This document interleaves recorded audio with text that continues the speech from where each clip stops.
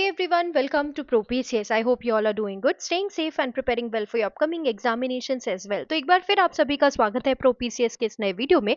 और आज का ये वीडियो आपके लिए इम्पोर्टेंट है अगर आप किसी भी डिसिप्लिन के ग्रेजुएट हैं, यानी आपके पास ग्रेजुएशन की डिग्री है, आप बीएससी, बीकॉम, बीए, आपने किसी भी स्ट्रीम से अगर ग्रेजुएशन किया है और आपकी जो एज है वो 21 ईयर्स से लेकर 40 साल तक की है, तो ये वीडियो आपके लिए है। मिनिस्ट्री ऑफ होम अफेयर्स की ये वैकेंसी है, नेशनल फॉरेंसिक साइंस यूनिवर्सिटी के अंडर ये रिक्रूटमेंट पब्लिश हुआ है और इससे संबंधित सभी डिटेल्स हम आज के इस वीडियो में देखेंगे। तो यदि आपके पास रिक्वायर्ड क्वालिफिकेशन है, आप जो एज ग्रुप मैंने बताया उसको बिलोंग करते हैं, तो इस वीडियो को अंत तक देखिए ताकि आपको कोई भी कंफ्यूजन ना रहे। ओके, तो हम हैं नेशनल फॉरेंसिक साइंस यूनिवर्सिटी की ऑफिशियल वेबसाइट पे। और अगर हम बात करें, मैं इसे मिनिस्ट्री ऑफ होम अफेयर्स का रिक्रूटमेंट क्यों कह रही हूँ, because if we talk about this National Forensic Science University, it is an institution of national importance under Ministry of Home Affairs, Government of India. Okay, तो ये एक central government recruitment है। सबसे पहले अगर हम वेबसाइट की बात करते हैं, www.nfsu.ac.in ये ऑफिशियल वेबसाइट है। और आप जैसे ऑफिशियल वेबसाइट पर जाएंगे, it will take you to this page. Okay, जैसे आप www.nfsu.ac एंटर करेंगे गूगल पे, it will redirect you to this page. ठीक है, अब यहाँ पर आपको करियर एट एनएफएसयू दिख रहा है, आपको स्क्रॉल डाउन करना है। करियर एट एनएफएसयू में आप जैसे ही क्लिक करेंगे, it will again redirect you to the career page. ठीक है, अब देखिए यहाँ पे दो टाइप के रिक्रूटमेंट आपको शो होंगे, कॉन्ट्रैक्चुअल एंड रेगुलर। ओके, सो हमें रेगुलर पे क्लिक करना है। जैसे ही आप रेगुलर रिक्रूटमेंट पे क्लिक करेंगे, आपको यहाँ पे दिख रहा होगा marksheet of accounting officer screening test held on 1/3/2026। और इसके बाद जो आपको दिख रहा होगा, अगर आप देखें, इसका अपडेट जो है वो 23 फरवरी को दिख रहा है। That is advertisement for various non academic and scientific technical regular positions. ठीक है, तो ये रेगुलर पोस्ट है। ठीक है, आपको यहाँ पर detail advertisement for various non academic position पर क्लिक करना है। ठीक है, जैसे ही आप यहाँ पर क्लिक करेंगे, it will again redirect you to this page. ठीक है, ये ऑफिशियल जो नोटिफिकेशन है वो है।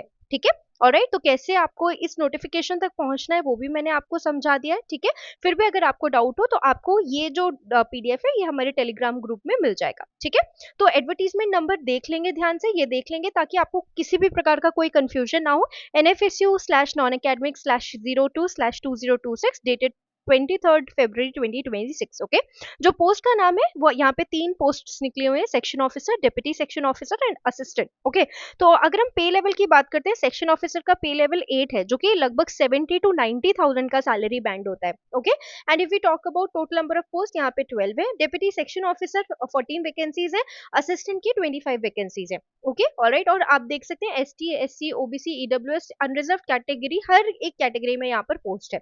ओके, ऑलराइट, इसके बाद पीडब्ल्यूबीडी जो रिजर्वेशन है वो हॉरिजॉन्टल रहेगा, इसके बारे में भी यहाँ पे बात की गई है। नाउ जो लास्ट डेट रहेगी अप्लाई करने की वो 23 मार्च है। टुडे इज 15 मार्च। आप 23 मार्च 2026 12 बजे रात तक अप्लाई कर सकते हैं, लेकिन आपको लास्ट डेट के लिए वेट नहीं करना है। ओके, तो यदि आप ग्रेजुएट हैं, ठीक है, किसी भी स्ट्रीम से, तो ये वैकेंसी आपके लिए बहुत अच्छी गोल्डन अपॉर्चुनिटी हो सकती है। जैसे आप स्क्रॉल डाउन करेंगे, आपको मिनिमम क्वालिफिकेशन एंड एक्सपीरियंस दिखेगा। सेक्शन ऑफिसर की अगर हम बात करते हैं, प्लीज मेरी बात को बहुत ध्यान से सुनिएगा ताकि आपको बाद में इससे संबंधित, एलिजिबिलिटी से संबंधित कोई भी क्वेश्चन दिमाग में ना रहे। Okay, section officer, the candidate should not be less than 21 years and more than 40 years of age. ठीक है, तो आपकी उम्र 21 साल से 40 साल के बीच में होनी चाहिए। Okay, now upper age limit will not be applicable to candidates in the service of state और सेंट्रल गवर्नमेंट, यूनिवर्सिटी, बोर्ड और कॉर्पोरेशन। यदि आप ऑलरेडी वर्किंग हैं स्टेट या सेंट्रल गवर्नमेंट में या यूनिवर्सिटी या बोर्ड कॉर्पोरेशन में, तो अपर एज लिमिट आपके लिए नहीं है। ओके, अगर आप ऑलरेडी सर्विंग है, तो एक सर्विंग गवर्नमेंट एम्प्लॉय है तो। ओके, इसके अलावा आपके पास एक बैचलर डिग्री होनी चाहिए किसी भी डिसिप्लिन में with a good academic record, जैसे कि मैंने आपको बताया। एंड इसके साथ साथ आपके पास एडिक्वेट नॉलेज होना चाहिए, सफिशिएंट नॉलेज होना चाहिए हिंदी का, इंग्लिश का, साथ ही कंप्यूटर प्रोफिशिएंसी। यहाँ पे कोई PGDCA, DCA ये इस तरीके के डिप्लोमा की रिक्वायरमेंट नहीं है, बट आप प्रोफिशिएंट होने चाहिए हिंदी, इंग्लिश और कंप्यूटर एप्लीकेशंस में। इस बात का आपको ध्यान रखना है। Okay, so adequate knowledge of Hindi, English and computer proficiency. For the post of deputy section officer यहाँ पर भी एज लिमिट सेम रखी गई है, लेकिन यहाँ पे आप यहाँ ध्यान रखेंगे, यहाँ पर भी आपको कहा गया है कि आपके पास हिंदी, इंग्लिश और कंप्यूटर प्रोफिशिएंसी की नॉलेज होनी चाहिए। सारी चीजें लगभग सेम है। ओके, देन इसके बाद अगर हम असिस्टेंट के बारे में बात करते हैं तो एज यहाँ पे 21 ईयर्स से 35 ईयर्स रखा गया है। ओके, यहाँ पर भी बैचलर डिग्री आपके पास किसी भी डिसिप्लिन में होनी चाहिए। ठीक है, इसके साथ आपके पास हिंदी, इंग्लिश और कंप्यूटर प्रोफिशिएंसी की एडिक्वेट नॉलेज होनी चाहिए, जैसे कि यहाँ पे बताया जा रहा है। ओके, तो हमने तीनों पोस्ट्स का जो क्वालिफिकेशन है रिक्वायर्ड वो देख लिया, section officer, deputy section officer and assistant. यहाँ पे किसी भी प्रकार के एक्सपीरियंस की डिमांड नहीं की गई है। ओके, अगर डिजायर्ड क्वालिफिकेशंस देखें तो यहाँ पे कहीं पर भी एक्सपीरियंस के बारे में डिस्कशन नहीं किया गया। ओके, तो प्लीज इस बात को भी ध्यान से समझ ले। अब देख लेते हैं कि आपको अप्लाई कैसे करना है। तो आपका जो एप्लीकेशन है वो समर्थ पोर्टल के थ्रू होगा। मैंने इसे यहाँ पे हाईलाइट किया, आपको ये पीडीएफ जो है वो टेलीग्राम ग्रुप पे भी हमारे मिल जाएगा प्रोपीसेस के, तो आप वहां से भी देख सकते हैं। ठीक है, नाउ यहाँ पे ध्यान से समझिए कि जो एप्लीकेशन फीस है वो 500 रुपीज है। ओके, अगर आप ईडब्ल्यूएस, ओबीसी या जनरल कैटेगरी के एप्लीकेंट है तो आपको 500 rupees plus GST and transaction charges देने होंगे, और एप्लीकेशन फीस नॉन रिफंडेबल है, यहाँ ध्यान रखिएगा। ठीक है, अगर आप विमेन कैंडिडेट है तो आपको कोई फीस नहीं देनी। SC ST category, PWBD women candidates को कोई भी किसी भी प्रकार की फीस नहीं देनी है।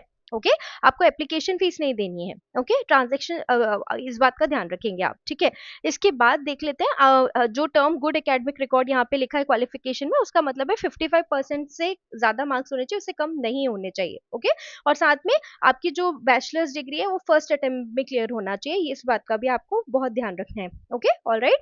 अभी जो रिजर्वेशन है SC ST OBC NCL EWS and persons with benchmark disability वो existing government of India norms के द्वारा होगा, और जो अमेंडमेंट्स है टाइम टू टाइम उसमें उसके अनुसार होगा। ये बेसिक सी बात है। ओके, तो हमने देख लिया कि अगर आप ईडब्ल्यूएस, जनरल कैटेगरी, ओबीसी के एप्लीकेंट है तो 500 रुपीज देने हैं। वुमेन, एससी एसटी, पीडब्ल्यूबीडी के लिए कोई भी फी जो है वो एप्लीकेबल नहीं है। ओके, इसके बाद देख लेते हैं the selection for these post will be on the basis of merit of marks which will be obtained in the written test and और स्किल टेस्ट। ठीक है, तो यहाँ पर रिटन टेस्ट या स्किल टेस्ट, जो स्किल टेस्ट जहां पर एप्लीकेबल है वहां पर, और रिटन टेस्ट। ठीक है, तो रिटन टेस्ट की मेरिट के बेसिस पर आपका जो सिलेक्शन है वो होगा, ये बात याद रख लीजिए। ठीक है, यहाँ पे इंटरव्यू नहीं है, सीधे आपका सिलेक्शन हो जाएगा एक एग्जाम क्लियर करने के बाद। Okay, alright.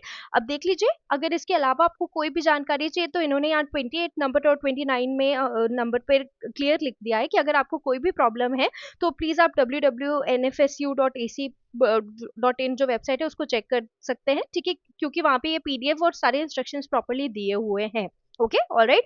इसके अलावा टीएडी आपको नहीं मिलेगा स्क्रीनिंग टेस्ट, रिटन टेस्ट या स्किल टेस्ट को में अपियर होने के लिए। ठीक है, और प्लीज आप time to time nfsu.ac.in website check करते रहिए ताकि आपको जो अपडेट्स हैं वो समय अनुसार मिलते जाएं। ठीक है, इसके अलावा आपको कोई भी क्वेरीज हैं तो आप ईमेल के द्वारा hq@nfsu.ac.in पर अप्लाई कर सकते हैं, एंड ये लिंक भी आपको दी हुई है। तो as soon as you click over this link it will redirect you to the application portal, ये बात याद रखेंगे आप। ठीक है, ऑलराइट। तो आई होप ये वैकेंसी आपको अच्छी लगी हो, एक बहुत गोल्डन अपॉर्चुनिटी आपके लिए। अगर आप एक ग्रेजुएट कैंडिडेट हैं, ये इससे बेहतर अपॉर्चुनिटी नहीं हो सकती आपके लिए। एक सेंट्रल गवर्नमेंट की पोस्ट जहाँ पे सिंगल एग्जाम से आप सीधे सिलेक्ट हो जाएंगे, वो भी एक इतने अच्छे पद पर। ठीक है, इसके अलावा यहाँ पर असिस्टेंट प्रोफेसर की भी पोस्ट है, तो उससे रिलेटेड वीडियो भी आपको जल्द हमारे चैनल पे देखने के लिए मिलेगा। इसके अलावा भी यदि आप किसी भी विशेष एग्जाम की तैयारी कर रहे हैं, या जो एम्प्लॉयमेंट नोटिफिकेशंस है सेंट्रल गवर्नमेंट्स के, मिनिस्ट्रीज के या स्टेट गवर्नमेंट्स के, तो वो अपडेट्स भी आपको प्रोपीसीएस चैनल पर देखने के लिए मिलेंगे। या आप एमपीपीएससी असिस्टेंट प्रोफेसर बॉटनी विषय की तैयारी कर रहे हैं तो उससे संबंधित कंटेंट भी आपको हमारे चैनल पर देखने के लिए मिलेगा। तो यदि वीडियो आपको पसंद आया हो तो आप अपने फ्रेंड्स के साथ शेयर कीजिए, प्लीज वीडियो को लाइक कीजिए और चैनल को सब्सक्राइब करना ना भूलें। मिलते हैं अगले वीडियो में, तब तक के लिए अपना ध्यान रखिए, और आपको किसी भी प्रकार का डाउट है या कंफ्यूजन है आप कमेंट्स के माध्यम से हमसे पूछ सकते हैं। नमस्कार।